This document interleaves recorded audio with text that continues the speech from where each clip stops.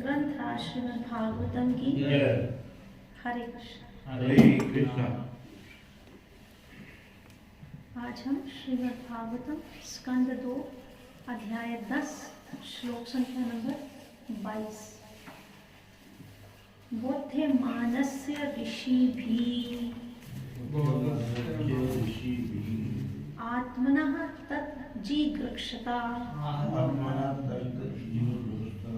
कर्मो च निर्भिक्षताम्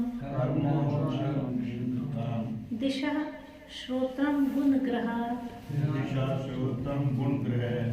इसका शब्दार्थ बोध मानस से, जानने की इच्छा से, ऋषि भी ऋषियों द्वारा आत्मना परमेश्वर का तत् वह जिघृक्षक ग्रहण करने की इच्छा होने पर कर्णों 2 कान च भी निर्भिक्षताम प्रकट हुए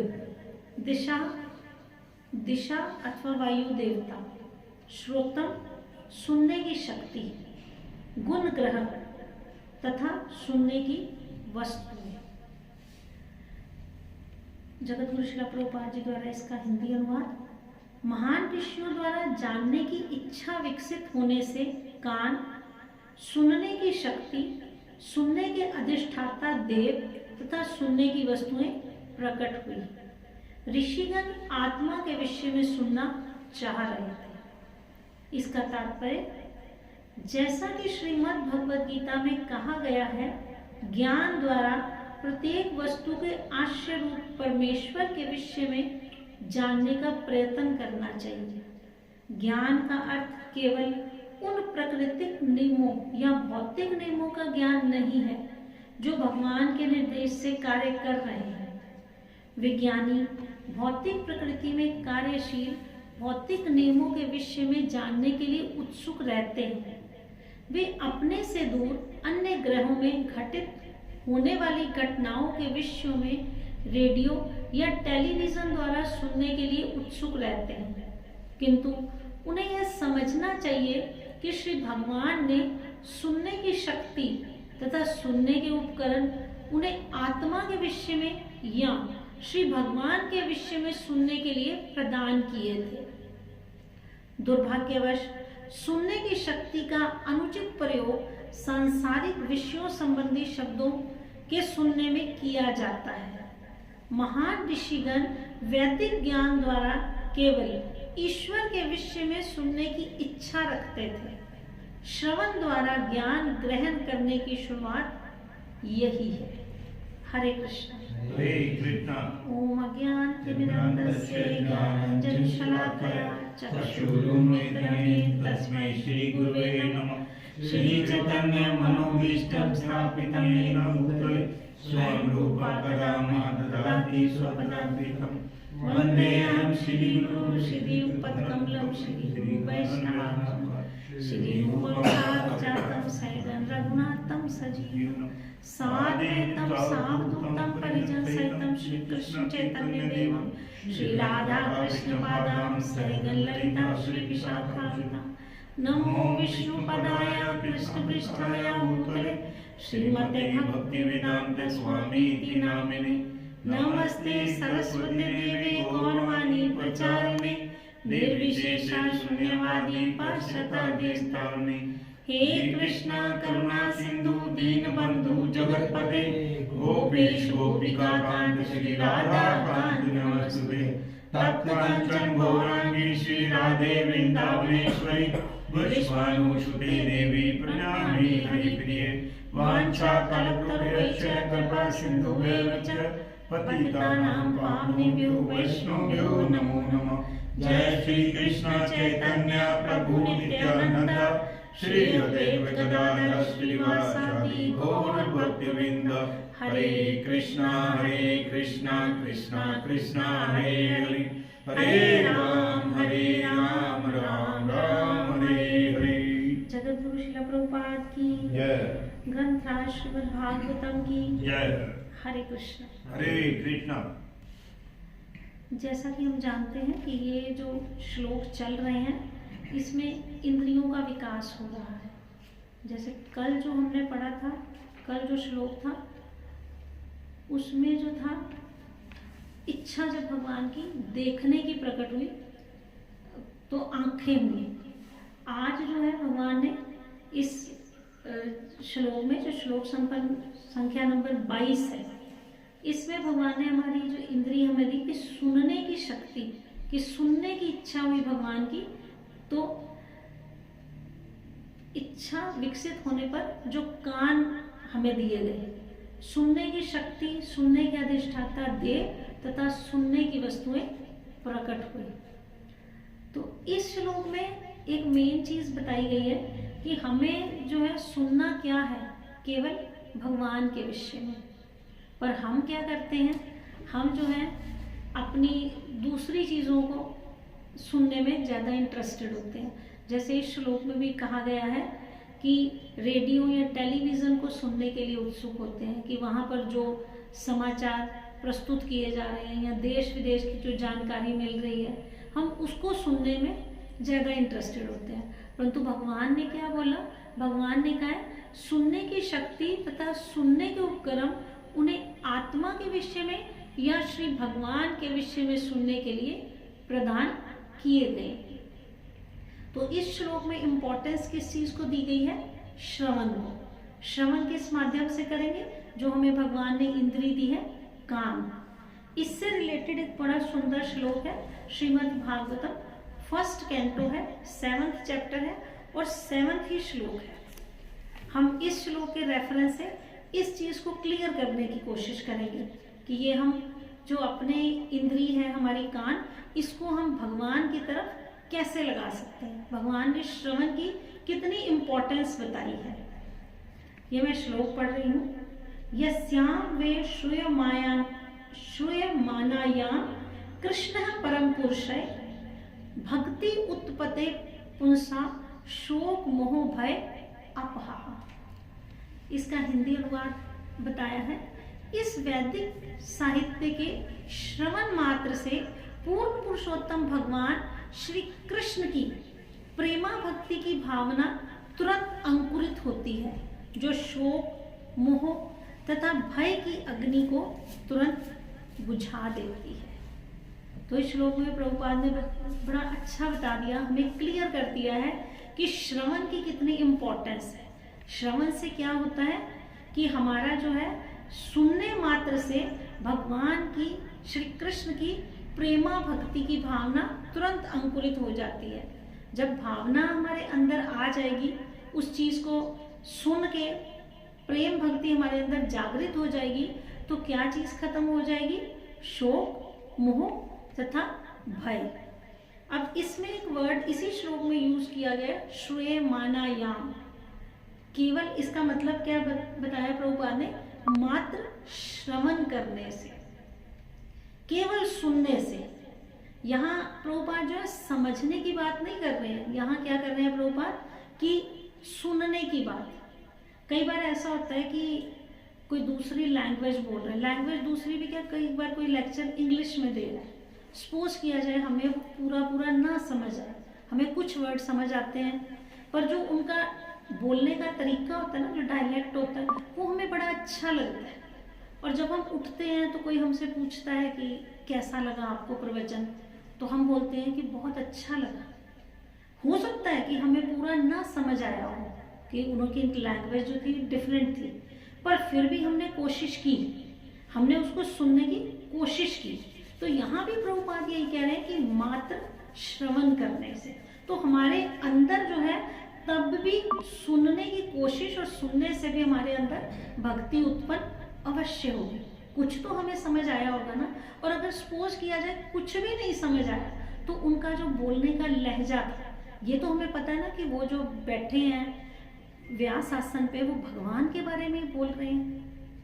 लैंग्वेज डिफरेंट थी, हम कुछ तो अपने एफर्ट्स करेंगे ना उसको जानने की, तो उतने से ही हमारे अंदर जो है भगवान की प्रेमा भक्ति उत्पन्न हो जाएगी। अब आप ये देखिए कि अगर भगवान ये कह रहे हैं कि श्रवण की कितनी इंपॉर्टेंस है, हमने उस लेक्चर को जो दूसरी लैंग्वेज में था सुना, केवल सुनने से हमें अच्छा लगा।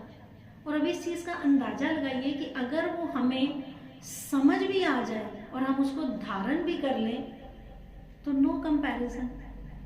फिर तो हमें मतलब कोई बात ही नहीं है। फिर तो जब हमने उसको सुन लिया, समझ आ गया, हमने धारण कर लिया, तो प्रेमा भक्ति उत्पन्न हो गई। तो यहाँ ये वर्ड इस श्लोक में भी श्रूये मानाया बहुत इंपॉर्टेंट है। प्रभुपाद ने इस जो ये वाला श्लोक है फर्स्ट कैंटो का, इसमें भी प्रभुपाद ने श्रवण की इंपॉर्टेंस बताई है। और दूसरा वर्ड यूज किया गया पुंसः। पुंसः मतलब जीव, मतलब हर बद्ध जीव। इसमें प्रभुपाद ने ये नहीं बताया कोई ब्राह्मण, क्षत्रिय, वैश्य, शूद्र, स्त्री, पुरुष, कुछ नहीं है, सिर्फ जीव, हम सब बद्ध जीव। तो इसके आगे 3 वर्ड्स बताए हैं कि हम जब भगवान श्री कृष्ण की प्रेमा भक्ति की भावना तुरंत अंकुरित हो जाती है, किस चीज से? श्रवण से। और उसका रिजल्ट क्या आता है? जब हमने श्रवण कर लिया तो यहाँ प्रभुपाद ने बताया उससे शोक, मोह तथा भय की अग्नि तुरंत बुझा देती है। अब हम थोड़ा सा इसको समझने की कोशिश करते हैं कि शोक, मोह और भय क्या है। शोक क्या चीज है? वो बेसिकली हम अपनी नॉर्मल लैंग्वेज में बात करें तो हमारा पास्ट है। और मोह क्या है? हमारा प्रेजेंट है। और भय क्या है? हमारा फ्यूचर है। शोक हम किस चीज का करते हैं? जो चीज हमारी चली गई, पास्ट का ही शोक करते हैं। हमारा कोई परिवार का सदस्य चला गया, मित्रगण चला गया, हमारा धन चला, कुछ भी चला गया, उसी का ही शोक करते हैं। प्रेजेंट का तो शोक नहीं करते। प्रेजेंट से तो हम क्या करते हैं? मोह करते हैं। मेरे बच्चे, मेरी जमीन, मेरी जायदाद, मेरा घर, सब चीजें, कुछ एक कपड़े से भी कनेक्टेड हो, मेरी ज्वेलरी, मेरे कपड़े, हम प्रेजेंट के साथ मोह करते हैं। और भय किस चीज का करते हैं? फ्यूचर का। फ्यूचर का क्या भय करते हैं कि आज जो हम जिस जगह बैठे हैं, अगर हमारे पास अच्छा घर है, लग्जरियस लाइफ है, तो ये हमें फ्यूचर में मिलेगी नहीं मिलेगी? क्योंकि हमारे सामने आसपास हम बहुत सारे एग्जाम्पल देखते हैं, अपने रूटीन में भी हम आसपास देखते हैं कि हम बोलते हैं कि कोई फला बंदा बड़ा इंडस्ट्रियलिस्ट था, तो अब नहीं है, उसके दिन पलट गए। तो हमारे अंदर भी ये भय रहता है कि कितनी ये जो हमें सुख सुविधाएं हैं, ये सब हमें मिलेंगी। 99% जो हम लोग हैं ना, बद्ध जीव हैं, इस संसार में हम भय से ही सारे काम कर रहे हैं। क्यों? क्योंकि हम अपने फ्यूचर के बारे में सोच रहे हैं। हमें डर होता है ना कि हमें ये मिलेगा या नहीं मिलेगा, ये सुख बना रहेगा या नहीं बना रहेगा, या मतलब इसी चीज को लेके इस डर से ही हम काम कर रहे हैं। चाहे अपने मेटेरियलिस्टिक काम कर रहे हैं कि और पैसा इकट्ठा कर लें, और पैसा इकट्ठा कर लें, कि भय बना रहेगा कि चलो मुझे कुछ जरूरत होगी तो तब मेरा ये पैसा काम आ जाएगा। पर एक्चुअली में क्या धन से शोक, मोह, भय दूर हो जाता है? नहीं। धन अगर हमें ज्यादा मिल जाएगा ना, वो उल्टा इन 3 चीजों का कारण है। अब धन है, देखो धन से शोक कैसे हो गया? हमारे पास बहुत ज्यादा धन है, हमने किसी को उधार दे दिया, क्रेडिट कर दिया, हमें उसका शोक बना रहेगा, हमारा ध्यान उसी तरफ रहेगा, सारा समय हमारे मन में एक उथल पुथल जलन मचती रहेगी कि मैंने उस व्यक्ति से इतने पैसे लेने हैं, हम उस चीज का शोक करते रहेंगे। मोह तो है ही है, जो हम सबके पास है, हम सबको उस चीज से मोह है, अपने धन से है।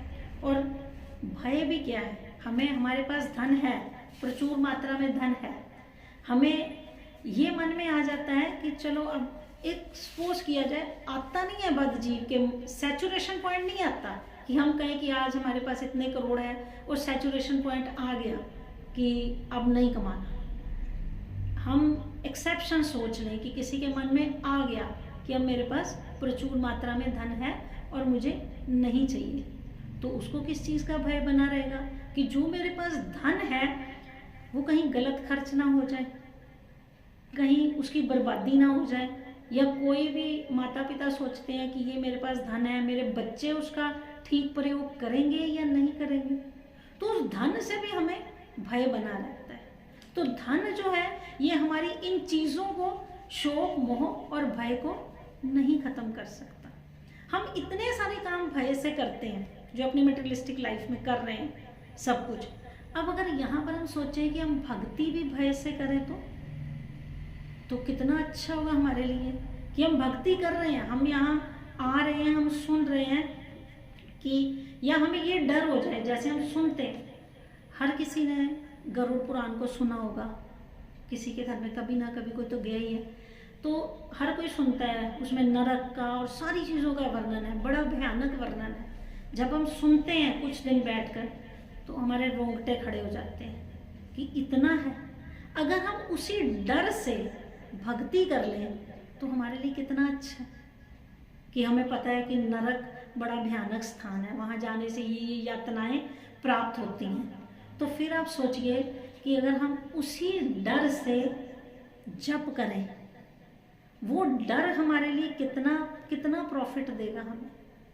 हम भगवान के नाम का सिमरन कर लें, हमें पता चल गया, हमने यहाँ श्रवण, यहाँ पर हमें आके प्रभुपाद की ये जो कृष्णा कॉन्शियसनेस है, इसमें हमें पता चल गया कि जाप करना है, कीर्तन करना है, तो अवश्य ही हम भगवान को प्राप्त हो जाएंगे। परंतु हम जो बद्ध जीव हैं अपनी कर्तव्य बुद्धि से भी भक्ति नहीं करते, तो अगर हम भय से कर लें तो ये भी हमें प्रॉफिट देगा। तो हमें क्या करना है, श्रवण। अब इसमें जो ये हम मेन इसमें टॉपिक है वो क्या है, श्रवण। इसका मैं तात्पर्य पढ़ती हूँ। इंद्रियां तो कई हैं, लेकिन इनमें से कान सर्वाधिक प्रभावशाली है। ये हम सबको पता है, 5 सेंसेस है। अगर हम कंपैरिजन करें तो हमें समझ आता है कि जो हमारे कान है वो सबसे ज़्यादा इम्पॉर्टेंट है। ऐसा नहीं है कि बाकी इंद्रियां नहीं है, पर अगर हम कंपैरिजन करें तो कान सबसे इम्पॉर्टेंट है। इसको भी आगे प्रभुपाद बता रहे हैं कि कैसे यह इंद्रिय प्रगाढ़ निद्रा के समय भी कार्य करती है।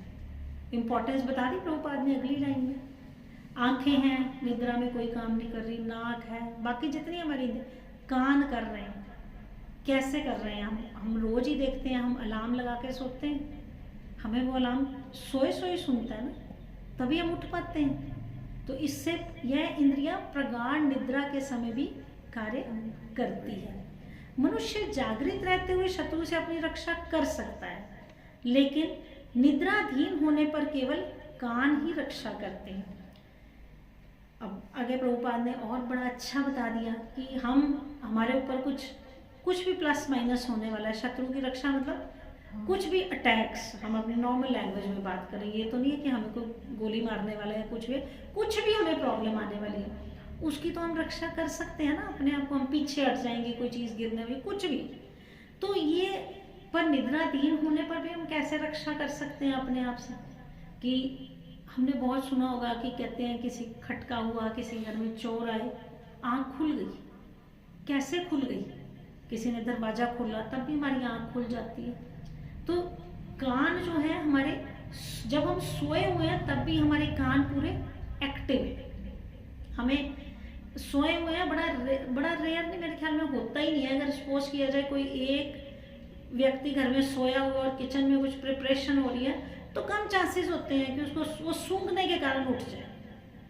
कम चांसेस होते हैं, 1-2% हो सकता है किसी की वो सेंस बड़ी अच्छी हो, पर जो कान होते हैं वो हमेशा अलर्ट रहते हैं। श्रवण,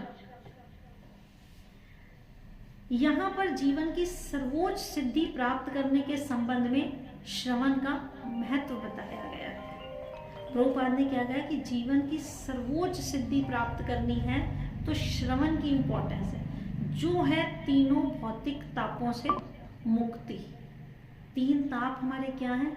आदि दैविक, आदि भौतिक, आदि दैहिक। तो ये हमारे जो 3 ताप हैं, ये भी कैसे दूर हो सकते हैं? केवल श्रवण मात्र से। मतलब हमने जो ये अपने ऊपर अविद्या रूपी नींद है, ये हम श्रवण से ही हमारी दूर हो सकती है।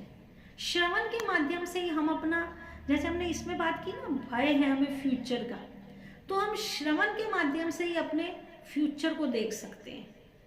अब वो कैसे देख सकते हैं? हम यहाँ पर आए, हमें पता चला कि जप करना है, कीर्तन करना है, जो हमारे लिए अच्छा है, और हमने ये भी सुना कि भगवान जो है छोटी से छोटी चीज़ से प्रसन्न हो जाते हैं। भगवत गीता का श्लोक है ना, पत्रम पुष्पम फलम, तो कि भगवान कुछ भी, हम पत्ता भी देते हैं तो भगवान प्रसन्न हो जाते हैं। भगवान ने नहीं कहा कि मुझे भोग लगाओ 56, ये वो तो भगवान की सारी चीज़ें हैं, हम तो भगवान की चीज़ ही भगवान को दे रहे हैं।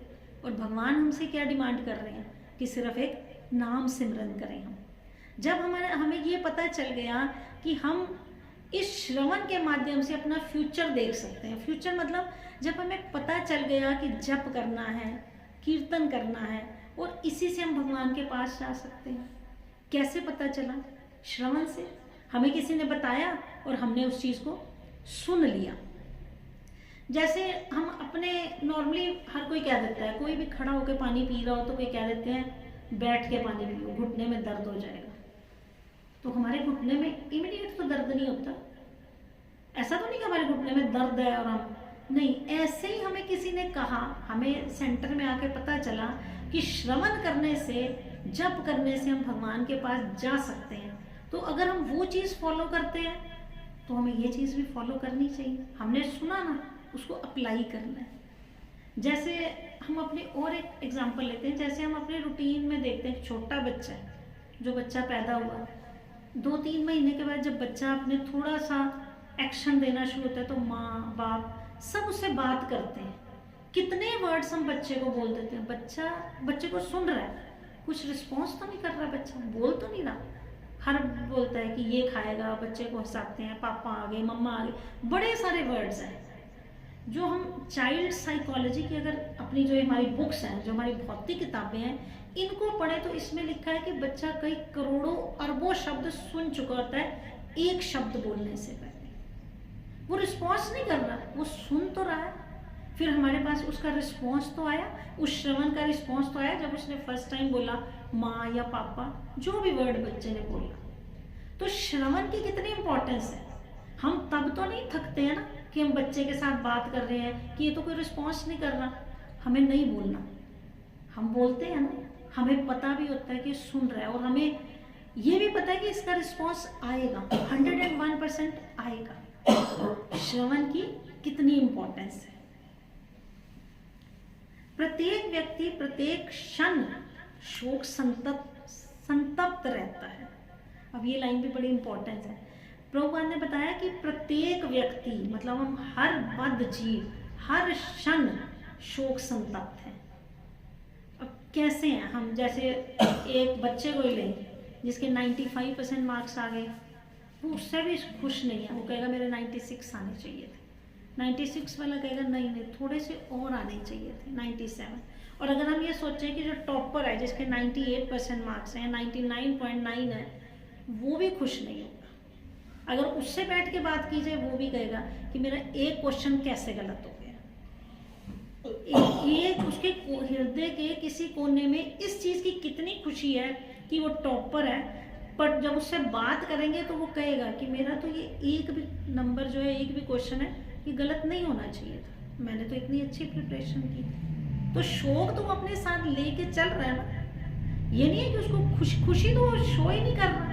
हर इंसान शोक संतप्त है। हमें हमारे पास पैसा है, हमें तब लगता है नहीं अब ये चीज़ आ जाएगी ना तो मेरी लाइफ अच्छी हो जाएगी। नेक्स्ट डे हमारी फिर नेक्स्ट डिमांड हो जाती है, आज मुझे ये मिल जाएगा तो अब मेरी लाइफ इजी हो जाएगी। बट एंडलेस है, हमारी इच्छाएं जो है एंडलेस है।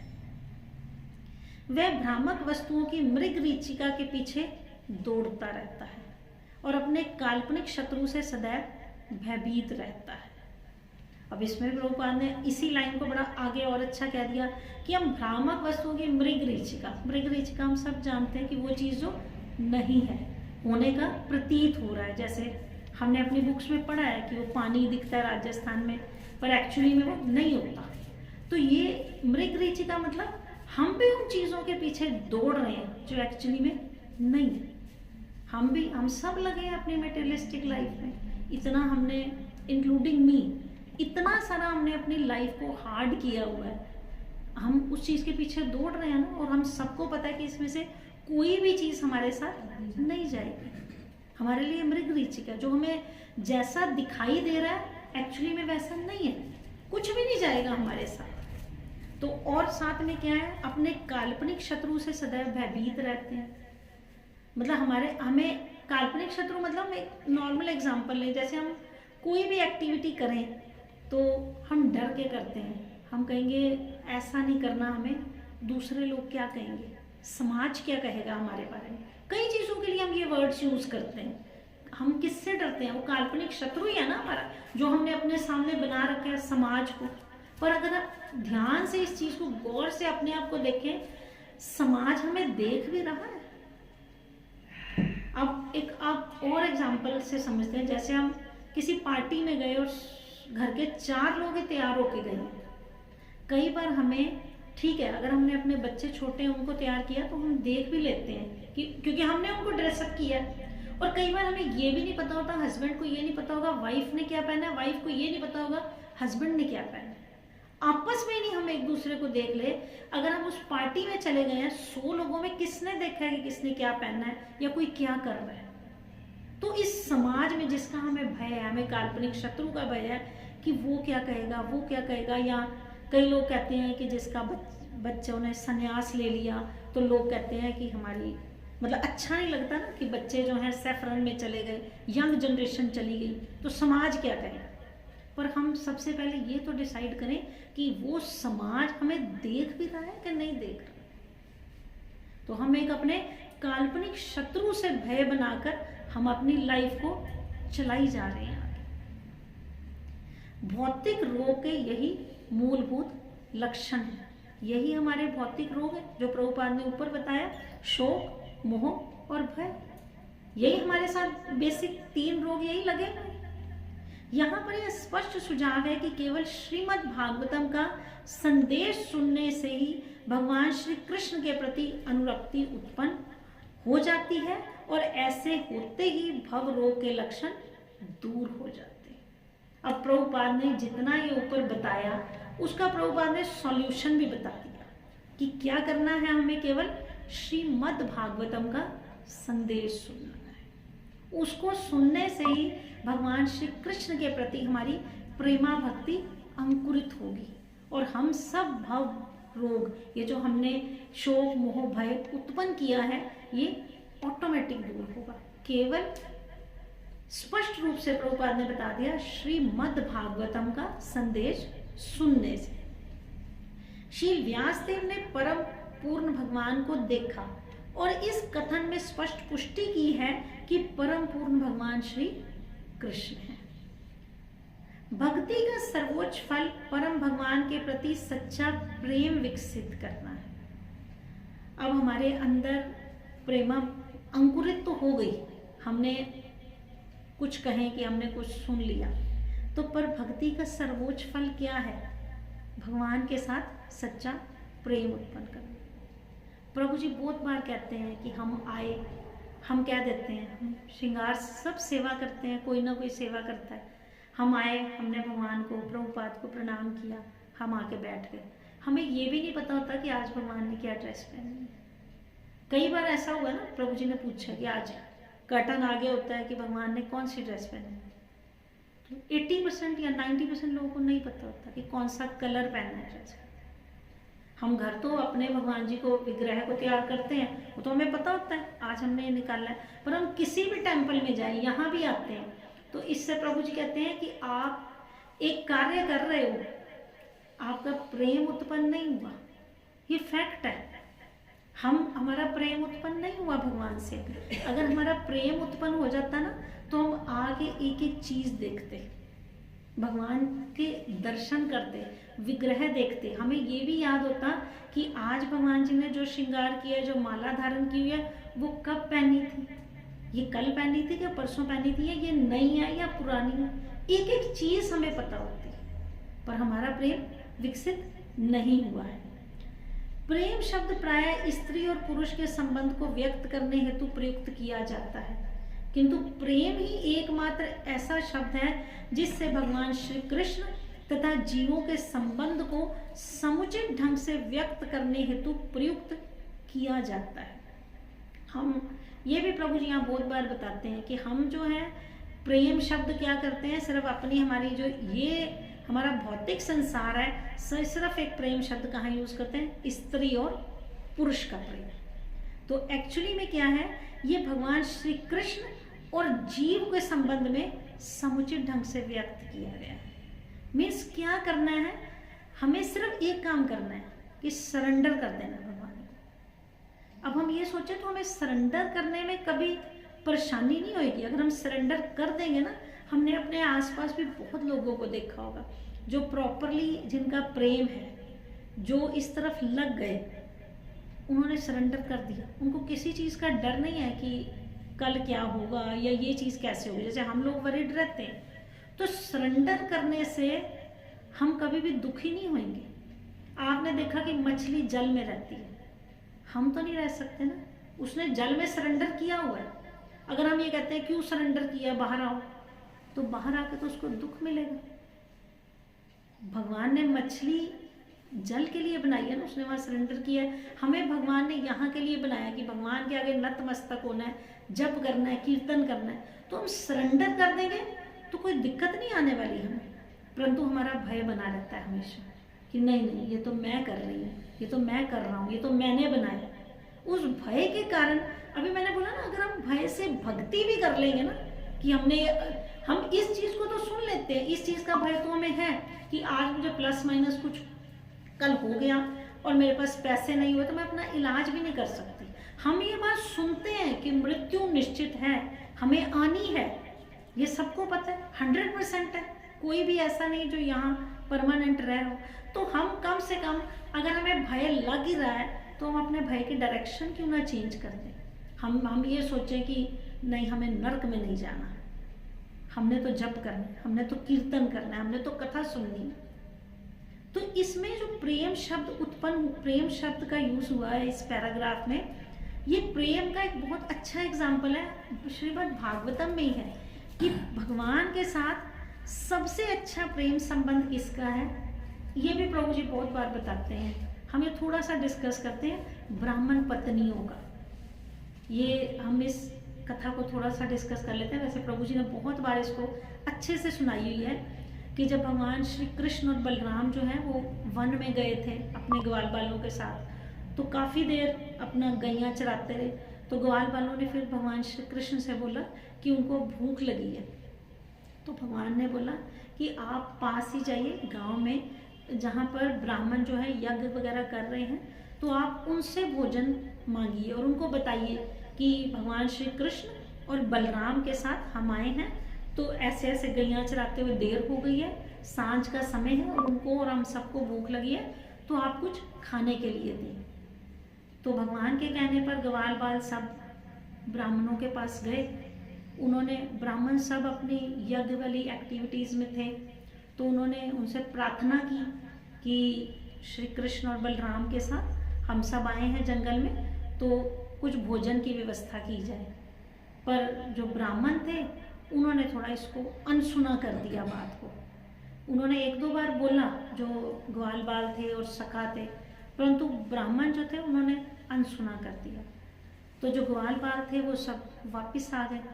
उन्होंने आके भगवान श्री कृष्ण को बोला कि ऐसे ऐसे हुआ, जो उन्होंने सारी एक्टिविटीज़ सुना दी।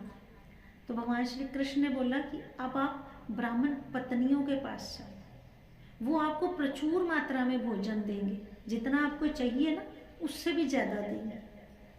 तो ग्वाल बाल फिर से उनके कहने से ब्राह्मण पत्नियों के पास गए।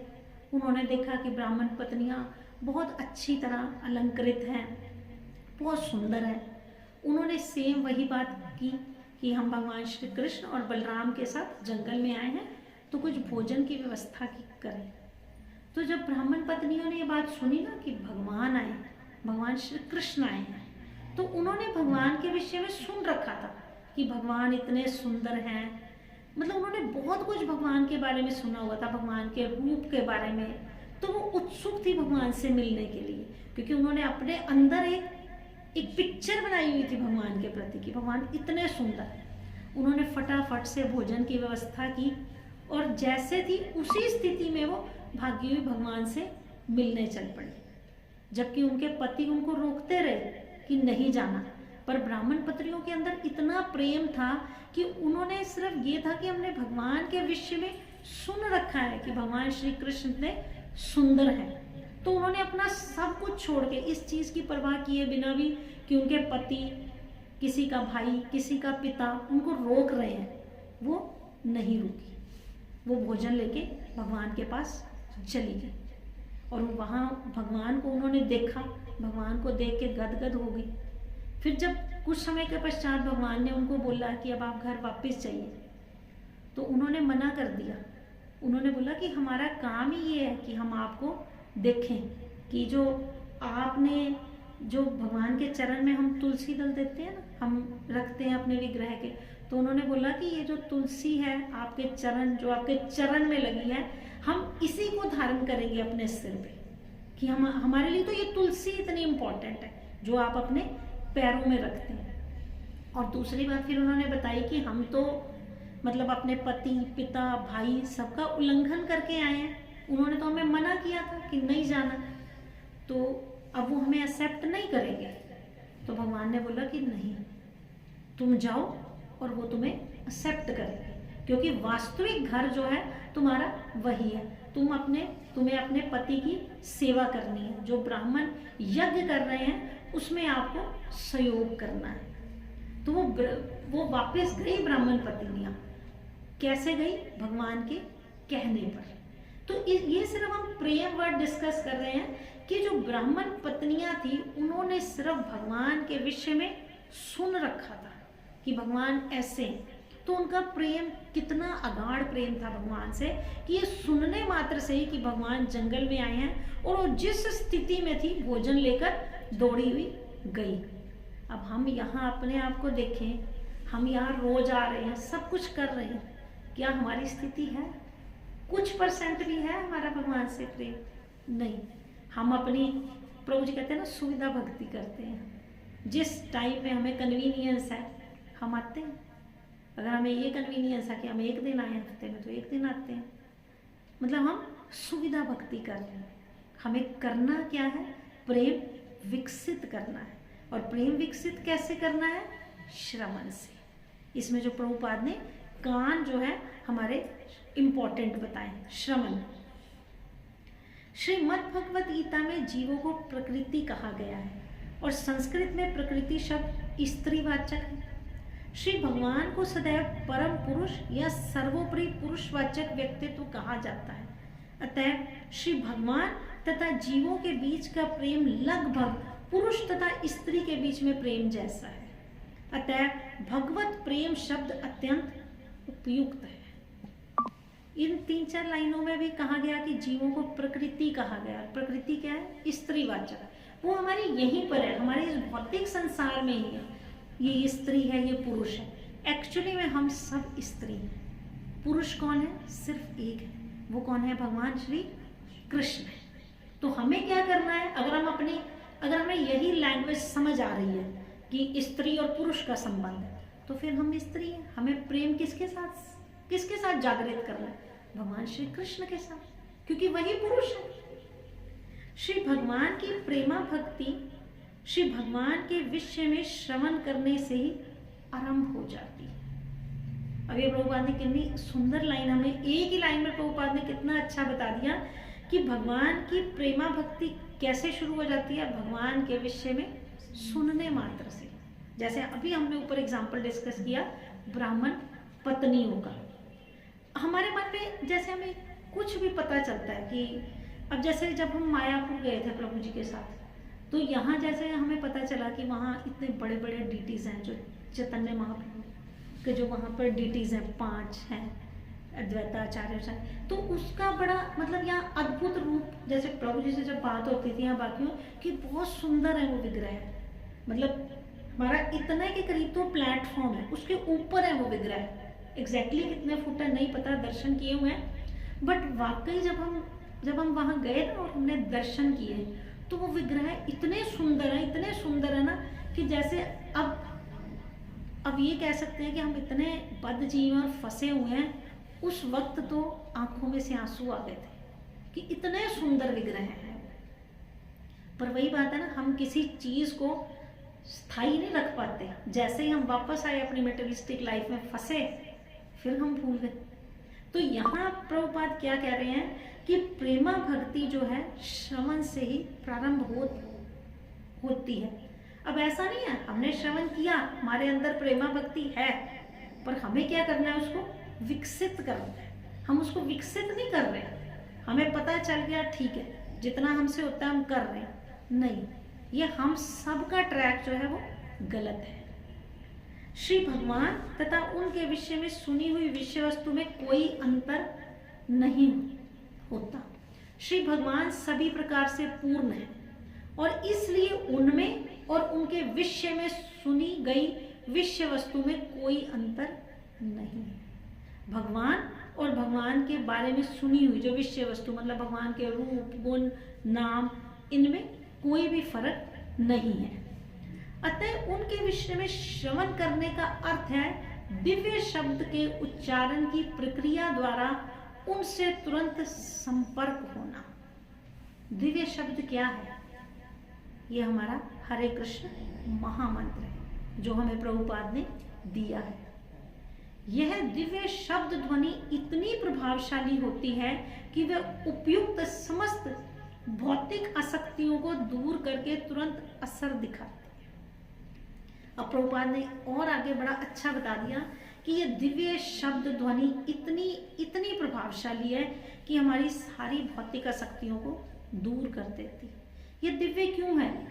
जैसे हमने अपने इस श्लोक में भी पढ़ा था कि हम रेडियो और इन सब चीज़ों के जो समाचार है सुनने में ज़्यादा इंटरेस्टेड होते हैं।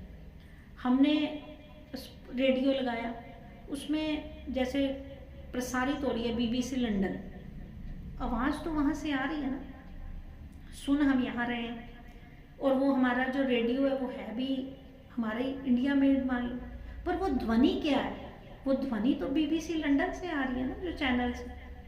ऐसे ही प्रभुपाद यहाँ बता रहे हैं कि जो दिव्य शब्द ध्वनि है, जो हमारा हरे कृष्ण महामंत्र है, ये जो है नॉर्मल चीज़ नहीं है, ये आध्यात्मिक ध्वनि है। जैसे उसमें भी आता है ना, हमारा एक भजन आता है, गोलोकेर प्रेम धन हरि नाम संकीर्तन, कि ये गोलोक की ध्वनि है, ये वहाँ से आया है ये महामंत्र, ये हमारा यहाँ का चीज़ नहीं है। तो इसलिए ये इतनी प्रभावशाली है ये ध्वनि कि हमारी सारी भौतिक आसक्तियों को दूर कर देती है। अगर हम वाकई उसको ग्रहण करते हैं ना और समझते हैं तो ये हमारी सारी आसक्तियों को दूर कर देती है।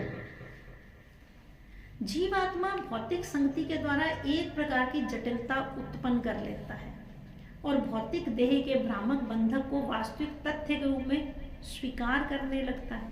ऐसी झूठी जटिलता के कारण ही जीव विभिन्न योनियों में अलग अलग प्रकार से मोहित होते रहते हैं। इसमें प्रभुपाद ने बड़ा क्लियर कर दिया कि हम अपने आप के ऊपर अपने मतलब जटिल बनाते जाते हैं, हर चीज़ को डिफिकल्ट हर चीज़ को करते जाते हैं। जैसे हमने रात को कोई सपना देखा, हमारे साथ हुआ या किसी के साथ भी हुआ, मर्डर हुआ, हम उठे, वो सत्य नहीं था ना, हमें पता चल गया कि ये स्वप्न है। ऐसे ही हमने अपनी लाइफ को भी डिफिकल्ट बनाया होगा। कैसे? भौतिक देह के भ्रामक बंधन में फंसकर कि हम क्या है, शरीर है, पर एक्चुअली में क्या है, हम आत्मा है। हम जो ये अपना अटैचमेंट हमने शरीर के साथ किया हुआ है ना, इसी के कारण हम अलग अलग योनियों में जा रहे हैं।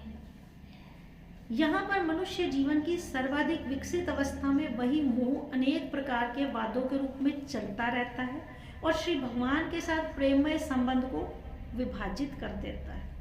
हमें क्या करना है? सिर्फ भगवान के साथ संबंध बनाना है।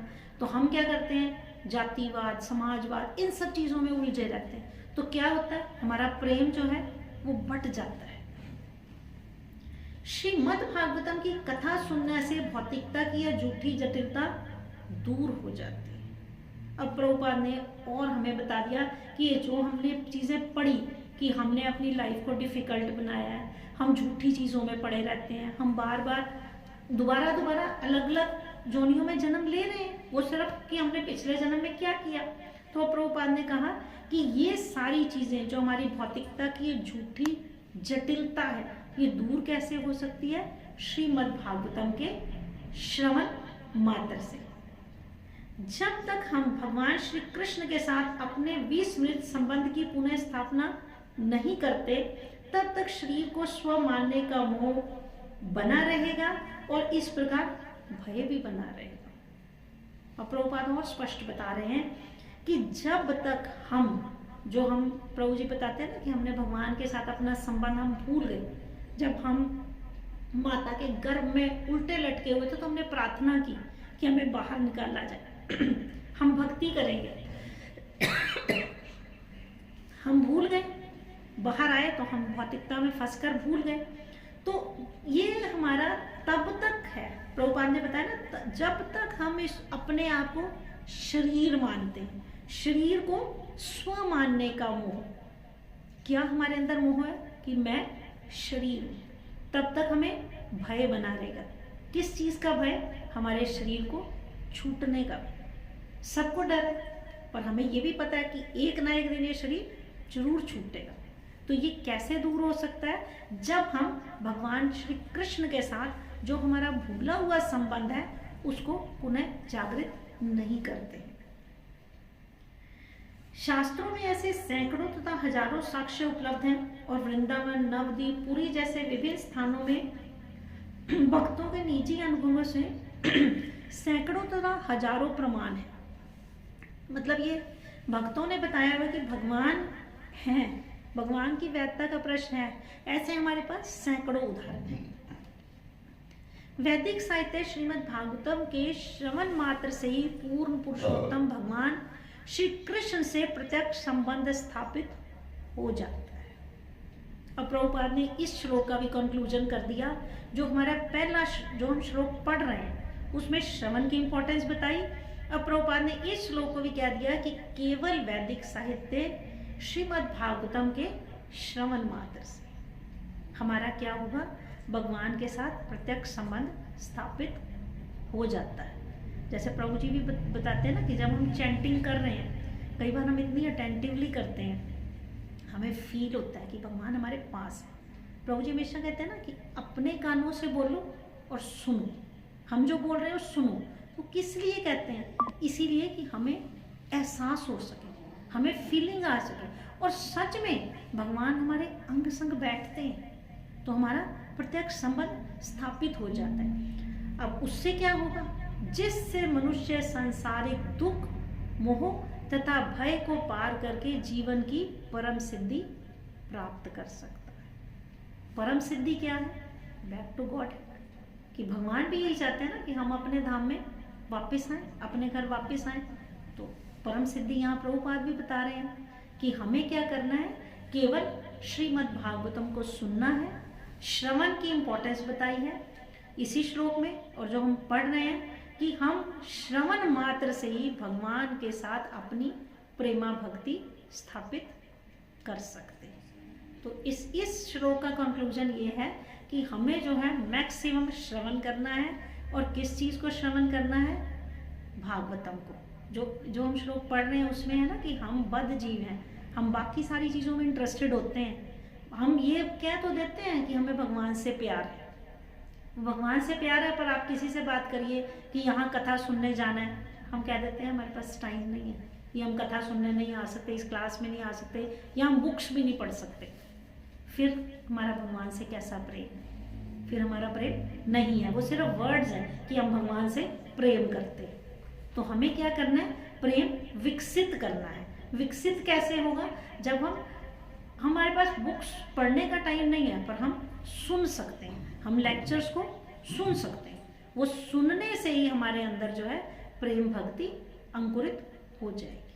हरे कृष्णा हरे कृष्णा हरे कृष्णा कृष्णा कृष्णा हरे हरे, हरे राम राम राम हरे हरे। जगत गुरु श्रील प्रभुपाद की जय।